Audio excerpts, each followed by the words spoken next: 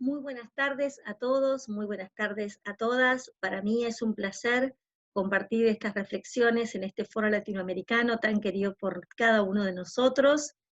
en este año tan difícil que nos ha y que transitamos todavía con un montón de dificultades y situaciones inéditas,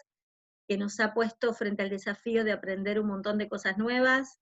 y a la vez frente a la imposibilidad de abrazarnos en ese abrazo tan querido y profundo que año tras año vamos experimentando siempre de la mano de la reflexión del Seminario Latinoamericano de Educación Musical. Para mí un placer, estoy en un momento un poco bastante inédito, que es este de estar conversando en el contexto de mi hogar, con la computadora únicamente, pero bueno, imaginando y sintiendo presente frente a mí a un montón de compañeros, amigos de la música, queridos y admirados profesores que ejercen su acción de musicalización en Latinoamérica. Para mí, el abrazo a cada uno, los imagino frente a mí compartiendo estas reflexiones conmigo. Gracias por eso. Comienzo comentando que yo vivo en el sur del continente, en la República Argentina, específicamente en la ciudad de Buenos Aires, desde donde ejerzo mi acción docente desde hace más o menos unos 20 años. Es algo que menciono porque desde aquí y desde esta perspectiva del mundo es donde voy a comentar algunas particularidades propias que atañen al sistema educativo de mi país y también a mi práctica como maestra. Eh, Comento que en Argentina desde el año 2006 contamos con una legislación que es la Ley de Educación Nacional. Esta ley atraviesa todos los niveles de enseñanza y modalidades del sistema educativo. Yo voy a focalizarme específicamente en lo que tiene que ver con el nivel inicial, que justamente es el que da el primer puntapié a este proceso de educación. Este nivel inicial, a partir de la sanción de esta legislación, tuvo un cambio interesante en lo que tiene que ver con la cobertura de edades que atañen a este nivel. Comenzaba desde los 5 años, 4 años, fue ampliándose paulatinamente, y desde el año 2006 la entrada formal al sistema educativo comienza en los 45 días de vida. Esto que parece algo bastante inédito o quizás en algunos lugares puede ser algo fuera de lo común, vino a formalizar algo que ya desde hecho funcionaba, que dada la necesidad de inserción laboral de las familias y de las madres sobre todo, y en la articulación como consecuencia con instituciones de cuidado y educación, era necesario colocar bajo la órbita de educación esta atención de las primeras infancias y a su vez ir generando políticas que en este sentido abonen esta clave. Estas políticas se encuentran en construcción y, bueno, competen las más variadas acciones, desde la formación específica de docentes para estas edades, el pensar distintos, digamos, acondicionar espacios en las instituciones educativas, el diseño curricular propio para este tiempo también, etcétera. Para los profesores de música esto es y fue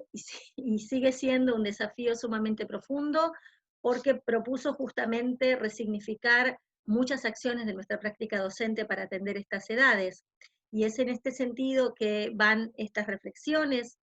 que no quería, reflexiones que no quería únicamente posicionarlas desde mi propia perspectiva o mi práctica o la de algunos compañeros, sino que me pareció sumamente interesante y para poder compartir con ustedes, de agarrarnos de las manos queridas de un montón de pedagogos y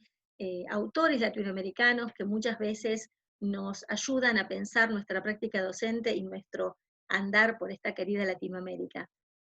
Es de la mano de estos pedagogos y autores que voy a desarrollar mi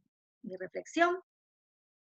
comenzando específicamente en mi país, con nuestra querida maestra Violeta Gemsi de Gainza, quien empezó de manera como buena pionera en la educación musical de las infancias más tempranas, a dejarnos con una claridad sumamente elocuente, dejarnos en claro que el proceso de musicalización no está solamente, aparece por generación espontánea en el momento que los niños se insertan en el sistema educativo o que tienen contacto con la práctica instrumental, sino que justamente es en el seno de las familias y en estas edades en donde comienza la educación musical. Cada uno de los juegos de crianza y de juegos que desarrollan la educación del sentido rítmico, esas actividades lúdicas que muchos de nosotros hemos experimentado en nuestras casas, comienzan a desarrollar fuertemente lo que tiene que ver con la musicalidad. Pensando esta instancia como un proceso, Violeta nos deja también una definición de la canción que siempre la recuerdo por lo poético y por lo potente. Violeta de Gainza dice que la canción es alimento. En esta definición no solamente está poniendo su mirada en las infancias, sino también en los adultos, pensando que la adjetivación nutricia de la canción y el posicionamiento nutricio la coloca en algo indispensable para vivir. Estas canciones que aparecen a través de estos adultos, entendiendo como los familiares, pero también los maestros, a estos adultos como mediadores imprescindibles de la cultura, socializando esas canciones con los niños, aparecen en ese momento, pero luego se recrean muchas veces y nosotros entendemos que era una simple observación que de manera antojadiza los chicos previo al sueño, o por ahí en el momento que están en la cuna,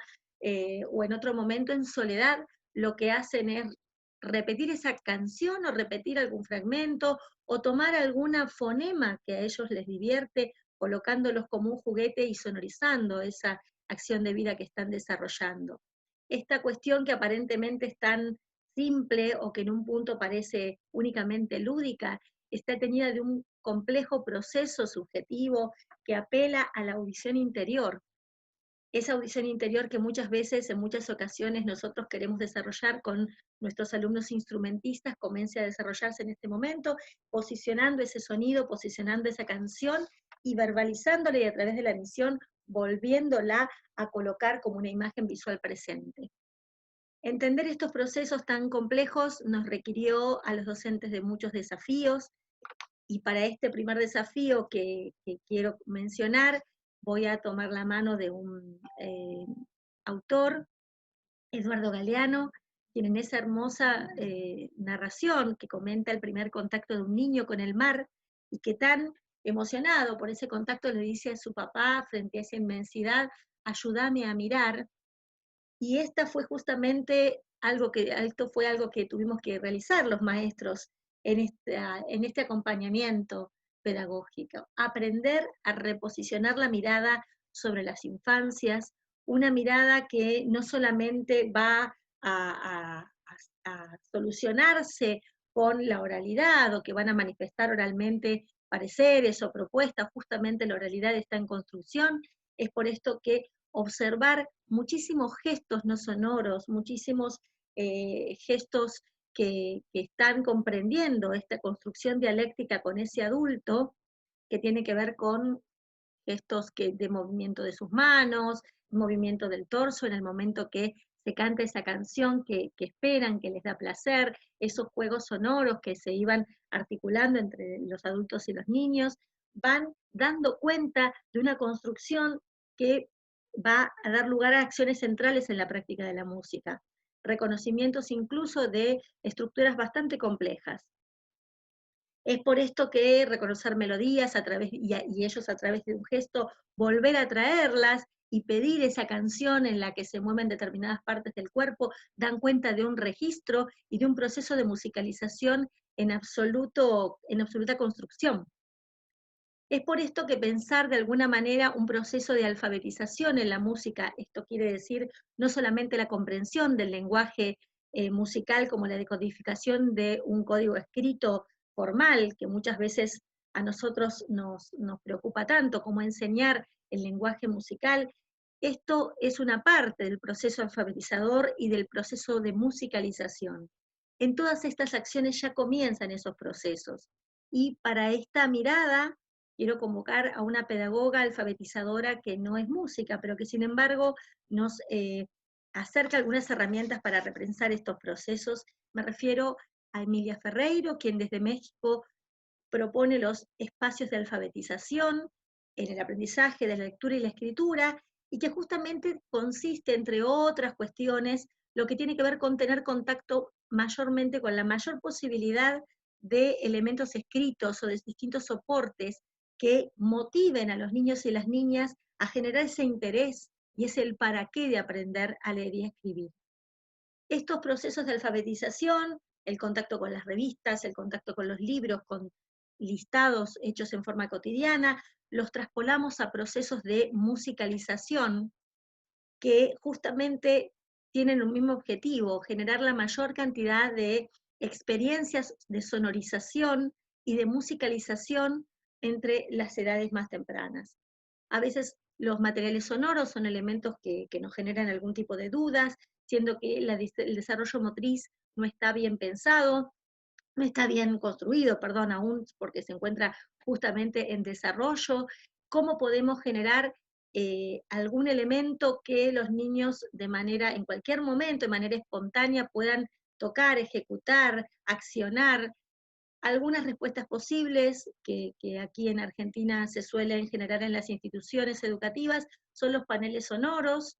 o son las cortinas sonoras, o sea, distintos elementos confeccionados por los docentes que lo que hacen es permitir una acción de intervención en cualquier momento, y esto pueda propiciar que los niños y las niñas puedan en un momento justamente al paso, en algún pasillo o en la misma sala, colocándolos a la altura de un acceso posible, puedan concebir este trabajo y también continuar en el momento que quieran con recrear ese espacio sonoro también. Un adulto cercano, un adulto docente que se acerca a través de la escucha presente, que articula a través de su voz un sostén con ese niño, esa niña, porque la voz del maestro y la voz del adulto es una significancia profunda de la presencia. Y esto también es importante posicionarlo porque está inicialmente centrado en una emotividad que permite la acción pedagógica. Y el último de nuestros pedagogos a convocar, que no podemos dejar de mencionar, es nuestro querido Paulo Freire. Paulo Freire nos ayuda a pensar esta relación del docente y este desafío en su cuarta carta de esa obra maravillosa que son las cartas a quien pretende enseñar. Y una frase sumamente potente que dice: nadie lo sabe todo, nadie lo ignora todo, todos sabemos algo. Aún en estas edades tan precoces, todos sabemos algo. Decidir posicionarnos desde esta observación y de esta escucha amorosa requiere estar dispuesto a ejercer esa humildad que justamente Paulo Freire nos convoca a experimentar, y que escuchar con esa amorosidad nos da la posibilidad de tener una instancia de un sostén profundo y un andamiaje sin el cual el trabajo del docente pierde total significado. Se entiende, nosotros entendemos que no hay alfabetización que se ejerza en forma aislada, no hay práctica musical y sonora fuera de un proceso dialéctico del encuentro con los objetos, con las voces amadas y con la música. La posibilidad de universalizar este acceso a esta construcción cultural, al lenguaje musical y expresivo, permite anclarnos en este primer principio fladeniano que pretendemos que subyace a cada una de nuestras prácticas, entendiendo la educación musical como el derecho humano para todos y para todas. Muchas gracias.